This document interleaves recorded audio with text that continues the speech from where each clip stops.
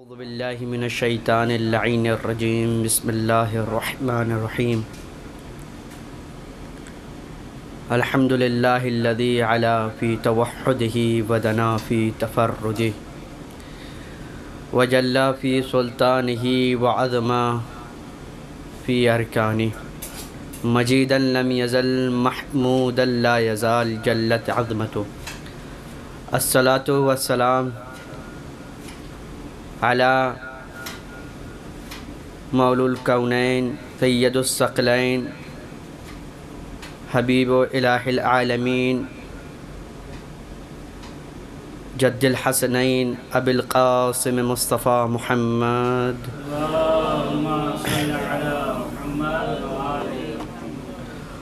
وعلى أهل بيته الطيبين الطاهرين المظلومين المعصومين المنتجبين المنتخبين الغر الميامين الذين أذهب الله عنهم الرجس وطهرهم تطهيرا اللهم صل على محمد وآل محمد ولا سيما على بقية الله في أرض لتراب مقدمه الفدا روحنا وأرواح العالمين سفينة النجاة وعين الحياة العدل المشتهر المهدي المنتظر اللهم صل على محمد واللعنة الداعمة الباقية على أعدائهم وحقوق غاصبهم ومنكر فضائلهم والشاكين فيهم والمنحرفين عنهم لعنة الدائمة الباقية إلى قيام يوم الدين. أما بعد فقد قال الله سبحانه وتعالى في كتابه الكريم بسم الله الرحمن الرحيم يا أيها الرسول بلغ ما أنزل إليك من ربك وَإِن لَّمْ تَفْعَلْ فَمَا بَلَّغْتَ رِسَالَتَهُ. صلوات پڑھ محمد والے محمد.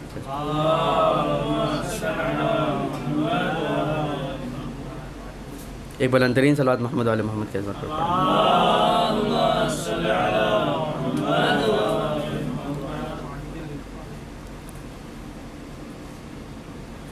میں نے جس آیہ کریمہ کو سرنامہ سخن قرار دیا مشہور و معروف آیت ہے، اور ہونا یہ چاہیے کہ ان ایاموں میں صرف انہی آیتوں پر گفتگو ہونی چاہیے،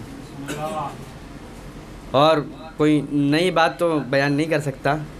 طلبہ ہے، افاضل ہے، بس وہی بات ہے جو آپ نے پڑھی ہے، بس اس کی تائید کے لیے آپ کے سامنے حاضر ہوا ہوں. اور آیت ماشاءاللہ سے آپ نے تحقیق کی ہوئی اس آیت پر، کوئی الگ گوشہ نہیں نکال سکتا اس آیت پر. بس یہی نقطہ نظر جو اس آیت کے پہلو میں خداوند عالم بیان کرنا چاہ رہا ہے. اب وہ مقامات نہیں گنوانے جس میں رسول کو اللہ نے رسول کہہ کر خطاب کیا. وہ آپ جانتے ہیں کن کن مقامات پر رسول کہہ کر خطاب کیا، یا ایھا الرسول، اے رسول. لیکن اس کے بعد جب آیت آگے بڑھی یا ایھا الرسول بلغ، تبلیغ کیجیے، یہ پہلا مقام ہے کہ جس کے لیے اللہ نے تبلیغ کا حکم دیا ہے. نماز آئی اللہ نے تبلیغ کے لیے نہیں کہا، روزہ آیا اللہ نے تبلیغ کے لیے نہیں کہا. سارے احکامات اول تا آخر آئے، اللہ نے کسی احکام کے لیے تبلیغ کے لیے نہیں کہا. حتیٰ کہ قرآن آئی تو اللہ نے یہ نہیں کہا اے رسول اس قرآن کی تبلیغ کیجیے.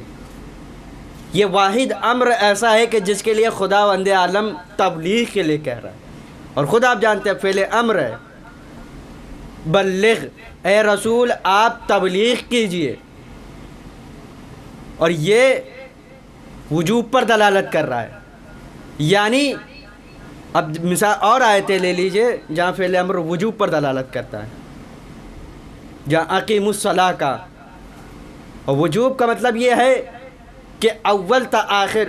اب یہ بحثوں سے ہٹ کر خالی ایک نکتہ، وجوب اقیم الصلاۃ کا وجوب کیا ہے؟ کیا صرف نبی پر نماز واجب ہے؟ کہا نہیں. کیا صرف ائمہ پر نماز واجب ہے؟ کہا نہیں. کہ اول تا آخر تمام دنیا میں، اس دنیا میں جتنے مسلمان آئیں گے سب پر نماز واجب ہے. تو کہا بلغ، کا بلغ بھی اسی طریقے سے وجوب پر دلالت کرتا ہے، کا اول تا آخر جتنے مسلمان آئیں گے ان پر ولایت علی کی تبلیغ واجب ہوگی۔ اور بلغ کا بعد میں قرآن کی آیت آگے پڑھیں، یا ایھا الرسول بلغ ما انزل الیک من ربک، اور یہ ایک ایسا امر ہے کہ جو رسول نے اپنی جیب سے نہیں کہا۔ اعتراض کرنے والوں نے اعتراض کیا، حارث بن نعمان فہری، آپ نے واقعہ سنا، میں واقعے کی تفصیل میں نہیں جاؤں گا، آگے اس نے بس یہی جملہ کہا تھا، اے اللہ کے رسول آپ نے نماز پہنچائی، ہم نے نماز پڑھی، آپ نے روزہ پہنچایا، ہم نے روزہ رکھا، آپ نے حج کا طریقہ بتایا، ہم نے آپ کے ساتھ حج کیا، آپ نے تمام احکامات جو خدا کے طرف سے نازل ہوئے تھے وہ بتائے، ہم نے انجام دیے۔ اگر یہ امر، اور دیکھیے یہ پہلا واقعہ نہیں ہے کہ جس کا انکار کیا گیا ہے، یعنی وہ احکام خداوندی عالم میں سے پہلا یہ امر نہیں ہے کہ جس کا انکار کیا گیا۔ لوگوں نے اور اوامر کے بھی انکار کیے، لیکن اس میں خداوند عالم کی سختی دیکھی، اور دوسرے اوامر کو ہٹ کر پھر میں انشاءاللہ یہ سمجھ لیجئے انشاءاللہ اپنے موضوع کی طرف پلٹیں گے۔ اور اوامر آئے، نماز، روزہ، حج، زکوٰۃ، جتنے عبادات ہیں، جتنے معاملات ہیں، جتنے احکام شرعیہ ہے، جس میں خداوند عالم نے حکم دیا سب پر واجب کیا۔ جو دیکھیے ایک ہوتا ہے، آپ خود جانتے ہیں، ایک انکار ہے، نماز کا انکار کرنے والا دائرہ اسلام سے خارج، روزے کا انکار کرنے والا، ایک ہوتا ہے انکار اور ایک ہوتا ہے تخفیف۔ ایک انسان نہیں پڑھ رہا وہ الگ چیز ہے، آپ بہتر جانتے ہیں، لیکن میں تائید کے لیے پڑھوں۔ ایک نہیں پڑھ رہا وہ الگ چیز ہے، لیکن ایک نہیں پڑھ کر اس کا انکار کر رہا ہے کہ نماز کا وجود اسلام میں نہیں ہے، یہ کیا ہے؟ یہ کفر کا دائرہ ہے، یعنی نماز کا انکار کفر ہے، روزے کا انکار، صوم و صلاۃ، حج و زکوٰۃ کا انکار، تمام اوامر جو واجب ہے ان کا انکار کیا ہے؟ کفر ہے۔ تو خداوند عالم تمام اوامر جو تو نے اپنی طرف سے نازل کیے ان کا انکار تو نے کہا کفر ہے۔ اگر تمام اوامر کا انکار کفر ہے، اب اس میں ولایت بھی شامل ہو گئی۔ تمام اوامر کا انکار کیا ہے؟ کفر ہے۔ تو تمام اوامر کا انکار کفر ہے تو عقاب بھی ایک جیسا ہونا چاہیے۔ اگر نماز کا منکر ہے تو اس کے ساتھ بھی ایسے ہونا چاہیے جیسے تو نے اس مقام پر کیا، جو حارث بن نعمان فہری کا مقام ہے۔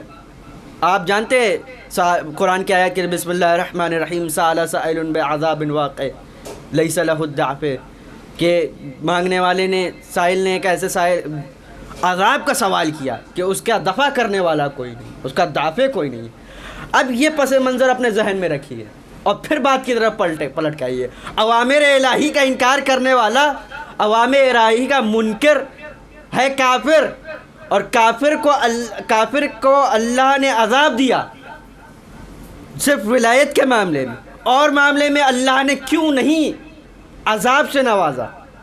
نماز کا انکار کرنے والوں نے نماز کا انکار کیا، حج کا انکار کرنے والوں نے حج کا انکار کیا، یعنی جو اوامر کا انکار کرتا رہا اللہ اسے کیوں عذاب، اللہ اس کے اوپر کیوں اللہ نے عذاب نازل نہیں کیا؟ تو شاید قدرت کی آواز پلٹ کر آئے، اوامر نماز کا انکار کرنے والا میرے انکار کر رہا ہے، میرے امر کا انکار کر رہا ہے، یہ میرے اور اس کا معاملہ ہے۔ یہ حقوق اللہ میں سے ہے کہ جو اللہ کا انکار کر رہا ہے، اللہ کے اوامر کا انکار کر رہا ہے، یعنی یہ نماز انکار کر رہا ہے، میرے لیے میری نماز کا انکار کر دیا، روزے کا انکار کر دیا، میرے روزے کا انکار کر دیا۔ لیکن یہ کوئی نہیں کہہ سکتا کہ نماز ہی عین اسلام ہے۔ اب جملہ سمجھیے گا انشاءاللہ آپ کو لطف آئے گا۔ یہ کوئی نہیں کہہ سکتا کہ جس نے نماز کا انکار کیا اس نے عین اسلام کا انکار کیا۔ اب جملہ تھوڑا سا سخت ہے، دیکھیے کون کون اسے قبول کرتا ہے، اور ماشاءاللہ سے افاضل بیٹھے ہوئے ہیں، آپ اصلاح بھی کر سکتے، ہو سکتا ہے اس مقام پہ میرا نظریہ کسی کو قابل قبول نہ ہو، نماز کا انکار کرنے والا عین اسلام کا انکار کرنے والا نہیں ہے، روزے کا انکار کرنے والا عین اسلام کا انکار کرنے والا نہیں ہے، حج کا انکار کرنے والا جس نے حج کا انکار کیا وہ عین اسلام کا انکار کرنے والا نہیں ہے۔ میں نہیں کہہ رہا، آیت اس بات پہ دلالت کر رہی ہے، وما بلغت رسالہ، اگر آپ نے اے رسول یا ایھا الرسول بلغ، آیت کہہ رہی ہے اے رسول اس امر کی تبلیغ کیجیے، ما انزل الیک من ربک، جو آپ کے رب کی طرف سے نازل ہوا، فما بلغت رسالہ وَإِن لَمْ تَفْعَلْ فَمَا بَلَّغْتَ رِسَالَہ، اگر آپ نے یہ کام نہیں کیا تو گویا آپ نے کارہائے رسالت میں سے کوئی کام انجام نہیں دیا۔ یعنی نماز کے لیے اللہ نے نہیں کہا، روزے کے لیے اللہ نے نہیں کہا، اللہ نے کہا کہ ولایت وہ امر ہے جس کا منکر کافر ہے اور جس کا انکار کرنے والے کے اوپر میں عذاب نازل کروں گا۔ یا اللہ اس امر پر ہی کیوں تو نے عذاب نازل کیا؟ اللہ بتانا یہ چاہ رہا ہے ولایت واحد امر ایسا ہے جس نے ولایت علی کا انکار کیا گویا اس نے عین اسلام کا انکار کیا۔ اگر اللہ کا رسول یہ امر لوگوں تک نہیں پہنچائے گا گویا کار رسالت ہی انجام نہیں دیا۔ ایک صلوات پڑھیں محمد والے محمد کی عظمت پر۔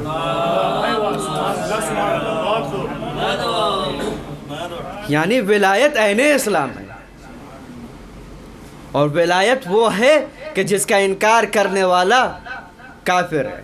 اور وہ روایت بطور اشارہ پڑھوں گا، تفصیل نہیں پڑھوں گا، وہ ابو سعید خدری اور بڑے بڑے اصحاب رضوان اللہ تعالی علیہم اجمعین جلیل القدر کہتے تھے، اور یہ خود رسول کے خاص اصحاب میں سے تھے، حذیفہ یمانی، کہا کہ ہم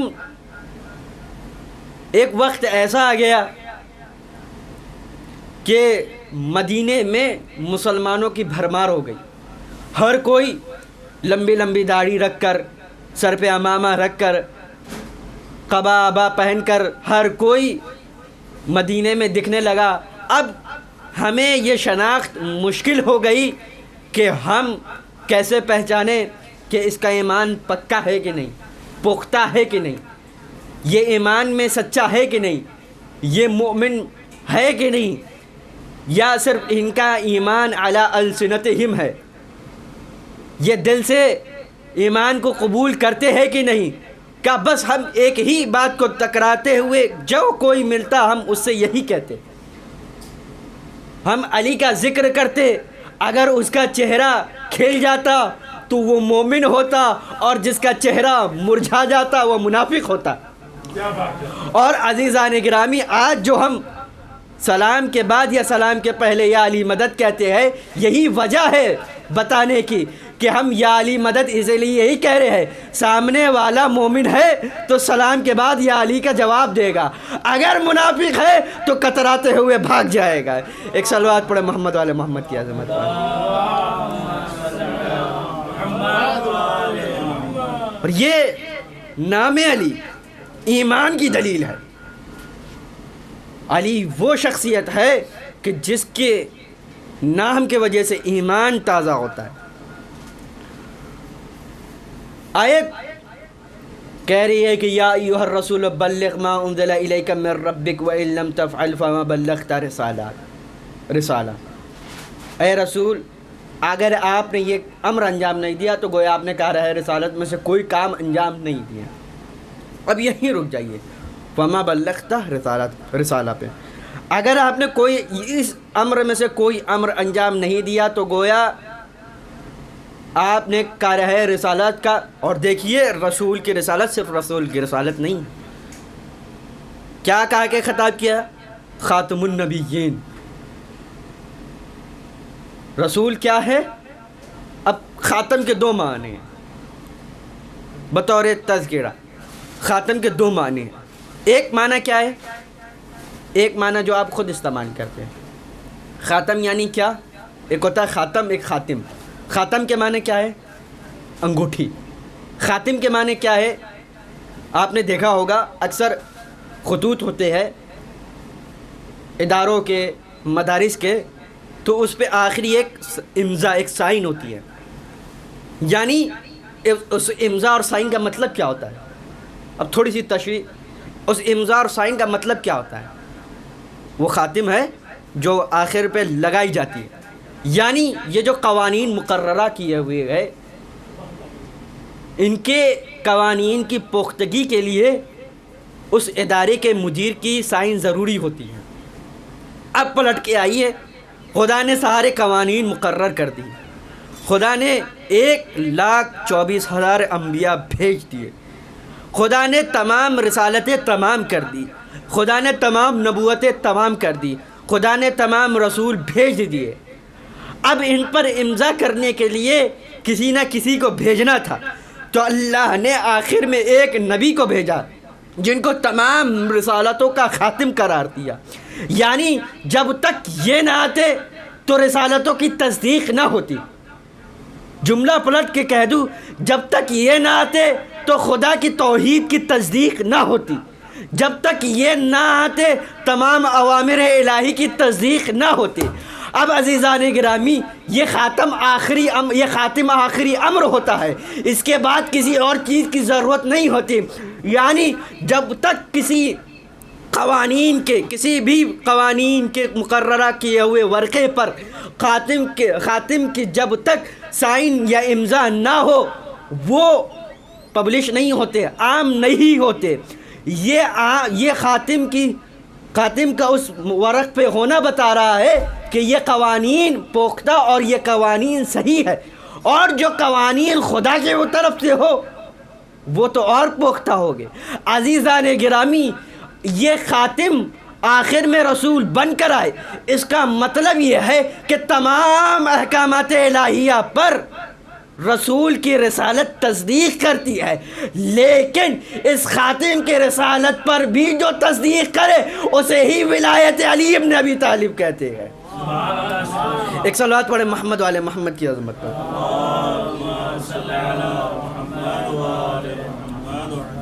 اور یہی تو فرق ہے عزیزان گرامی، جو اپنے آپ کو کہتے ہیں کہ ہم تو رسول کے گھر سے پلے، ابنائے عامہ جو اپنے آپ کو کہتے ہیں کہ ہمارے یہاں نبوت ختم ہو گئی، اب کوئی رسالت کے بعد کوئی امر نہیں ہے.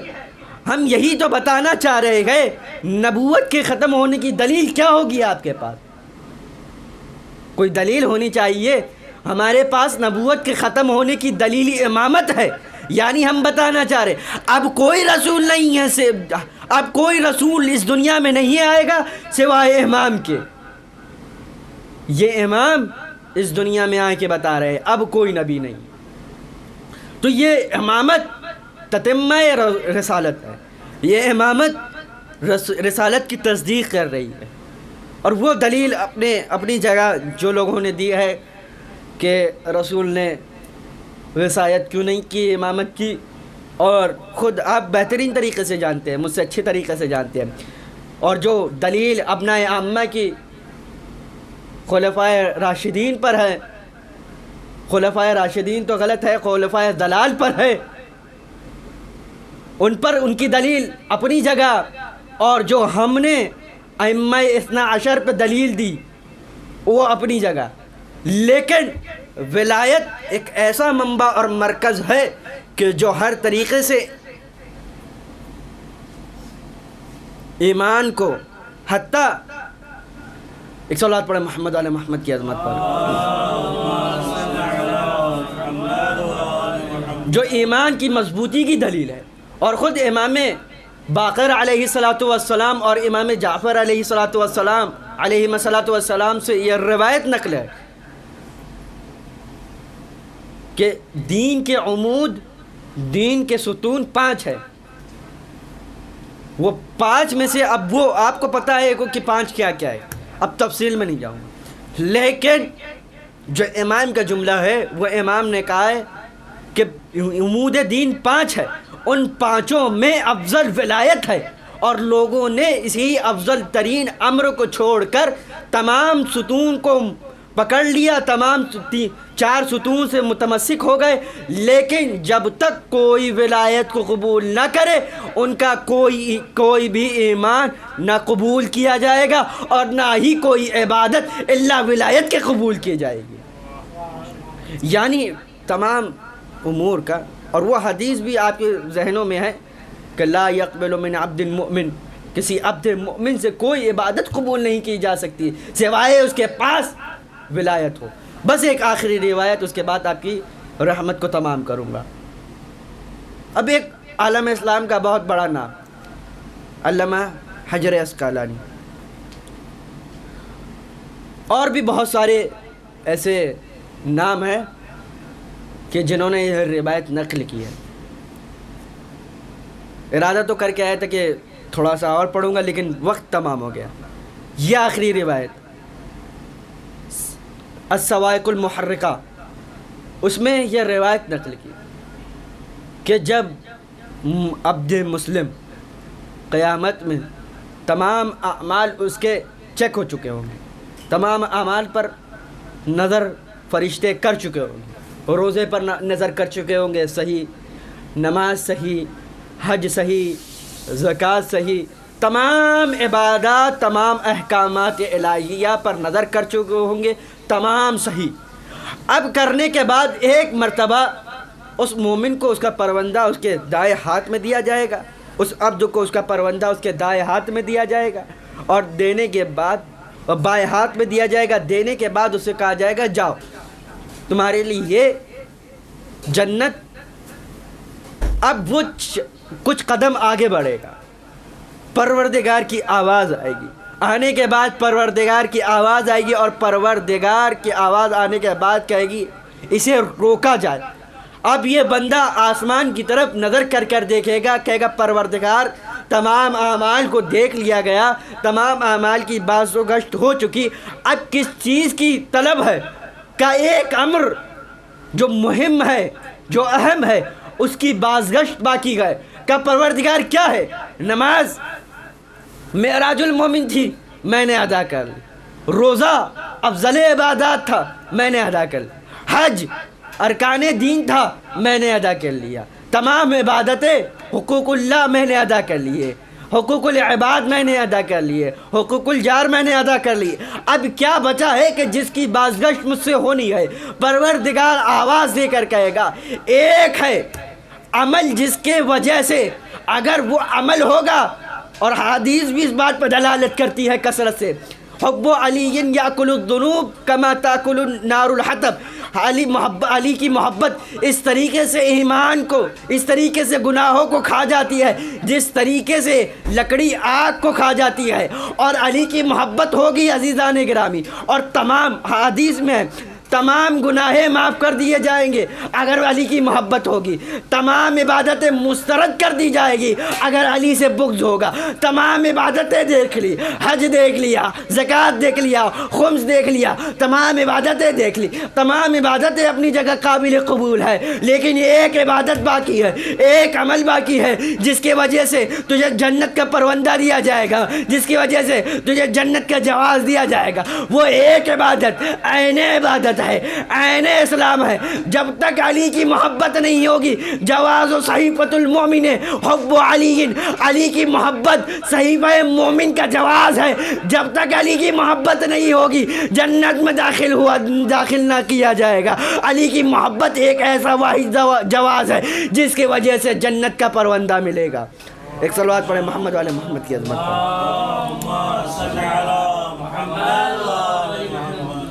علی کی محبت ایک واحد ایک ایسا عمل ہے جس کی وجہ سے جنت میں داخل کیا جائے گا۔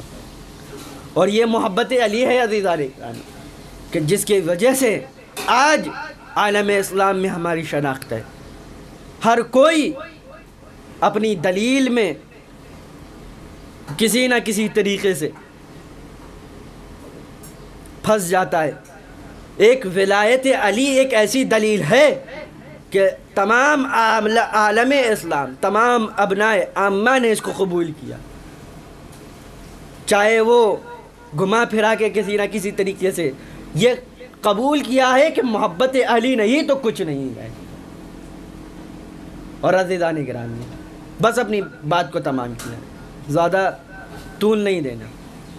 بس یہی امت ہے کہ جس کو رسول نے بتایا کہ دیکھو یہ علی ہے، ان کے معرفت رکھو۔ لا يعرف المؤمنون بعدی، اگر علی نہ ہوتے تو میرے بعد مومن کی شناخت نہ ہوتی. علی واحد وسیلہ ہے کہ جس کے ذریعے سے مومن کی شناخت ہوتی ہے. ان کے اقوال، ان کے افعال رسول نے بتایا حجت ہے. اور یہ زمین پر امان ہے جس طریقے سے آسمان کے لیے ستارے امان ہیں. لیکن یہی امانت جو رسول نے امت مسلمہ کو سونپی اور امت مسلمہ کے سپرد کی، اس کے بعد امت مسلمہ نے ان امانت پر خیانت کی. اور انہی امانت پر، اور عزیزان گرامی، وہ جملہ اکثر لوگ کہتے گئے اور تاریخ بھی یہی کہتی ہے، اکثر مورخین یہی جملہ کہتے ہیں، جس طریقے سے علی فضائل میں منفرد ہے اسی طریقے سے علی مظلومیت میں بھی منفرد ہے. علی اول مظلوم ہے. آیت اللہ وحید خراسانی دامد اللہ علی کا جملہ ہے کہ علی اول مظلوم ہے. علی کی شخصیت ایک ایسی مظلوم شخصیت ہے کہ رسول کے بعد جن کو پریشان کیا گیا. اور کیسے پریشان کیا گیا؟ رسول جس امانت کو امت پر چھوڑ کر گئے کہ اے میری امت، میرے بعد تمہاری شفاعت کا ذریعہ یہ امانت ہے، تم اسے سنبھال کے رکھنا. اس امانت کو علی کی زبان میں زہرا کہتے گئے. عزیزان گرامی، امت مسلمان نے اس امانت کو اتنے ظلم ڈھائے کہ رسول کے جانے کے بعد زہرا کبھی سکون سے سو نہ سکی. عزیزان گرامی، علی کی شخصیت ایک ایسی شخصیت ہے کہ زہرا کو پریشان کیا، زہرا کے بعد علی کو پریشان کیا ہے. علی کی زندگی میں زہرا کے ذریعے سے علی کو پریشان کیا گیا ہے. عزیزان گرامی، کبھی جناب مولا کائنات کے دروازے پر آ کے یہ لوگ آگ و لکڑیاں جمع ہو کر صدا اور ندا بلند کرتے ہیں، اے فاطمہ، اگر تم علی کو اس گھر سے نہ نکالو گی تو ہم اس گھر کو آگ لگا دیں گے. عزیزان گرامی، بس مصائب کو تمام کیا. عزیزان گرامی، ایک جملہ سنیے گا. عزیزان گرامی، یہ وہی امت مسلمہ ہے جس کے لیے رسول نے کچھ امانتیں چھوڑی ہے. عزیزان گرامی، وہ امانتیں کون ہیں؟ وہ امانت زہرا کی شکل میں ہے، وہ امانت حسنین کی شکل میں ہے، وہ امانت علی کی شکل میں ہے. عزیزان گرامی، وہ جملہ آپ کو یاد ہوگا. عزیزان گرامی، ایک امت مسلمان کا، اے فاطمہ، اگر تم علی کو اس گھر سے نہ نکالو گی تو ہم اس گھر میں آگ لگا دیں گے. لیکن عزیزان گرامی، ہائے، جواب کیا آیا؟ وہ جواب یہ تھا، ہاں ہم اسی گھر کو آگ لگا دیں گے. ہائے عزیزان گرامی، آواز آئی، کیا تم اس گھر کو آگ لگاؤ گے جس میں چھوٹی چھوٹی امانت رسول رہتی ہے؟ ہائے، جس میں رسول کے پھول سے نواسے، رسول کے پھول سے بیٹے حسنین رہتے ہیں. آواز آئی، ہاں ہاں زہرا، ہم اسی گھر کو آگ لگا دیں گے جس میں حسنین رہتے ہیں. سيعلم الذين ظلموا أنهم ينقلبون. إنا لله وإنا إليه راجعون.